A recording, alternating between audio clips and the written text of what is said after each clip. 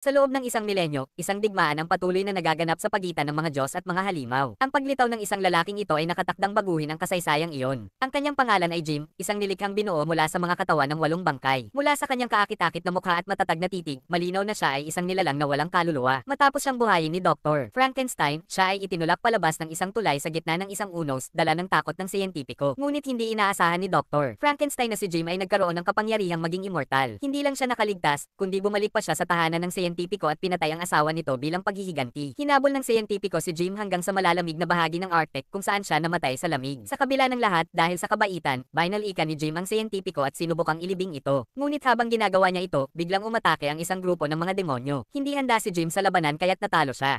Sa isang kritikal na sandali, nakita niya ang isang krus at itinarak ito sa mga demonyo, agad silang nasunog at naglaho sa hangin. Ngunit kahit na nanalo siya sa laban na iyon, si Jim ay napaligiran at natalo pa rin sa huli. Ang kaguluhan ay gumising sa mga batong estatwa sa bubong na bumaba at inaresto ang mga demonyo. Sa huli, pinatay nila ang mga ito at nailigtas si Jim. Nagbagong anyo ang mga estatwa at naging mga tao, saka dinala si Jim sa isang palasyo kung saan niya natuklasan na sila ay mula sa tribong Nightite Dragon, mga tagapukso ng demonyo at tagapagtanggol ng sangkatauhan. Nagustuhan ng Reyna si Jim at nais siyang imbitahang sumali sa tribo, ngunit tumanggi siya. Pakiramdam niya bilang isang nilalang na walang kaluluwa, hindi siya nararapat magligtas ng mga tao. Umalis siya agad, ngunit hindi siya tinantanan ng mga demonyo, patuloy siyang hinabol. Sa paghahangad niyang malaman ang katotohanan, nagsimula siyang manghuli ng mga demonyo. Ngunit sa pagkakataong ito, isang inosenteng tao ang namatay dahil sa kanya. Nakatakas ang mga demonyo pabalik sa kanilang kastilyo at nang malaman ito ng Reyna, agad niyang ipinabalik si Jim sa palasyo. Ipinaliwanag niya na maaaring madamay ang mga tao sa kanyang mga gawain, kaya't kailangan siyang ikulong.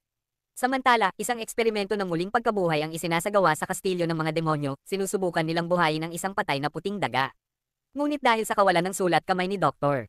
Frankenstein, nabigo ang eksperimento. Sa sandaling iyon, lumitaw ang utak sa likod ng lahat, ang pinuno ng mga demonyo, si John. Upang matiyak ang tagumpay ng eksperimento, kailangan nilang muling mabihag ang nilalang na si Game. Bunga nito, idineklara ni John ang digmaan laban sa Tribong Dragon.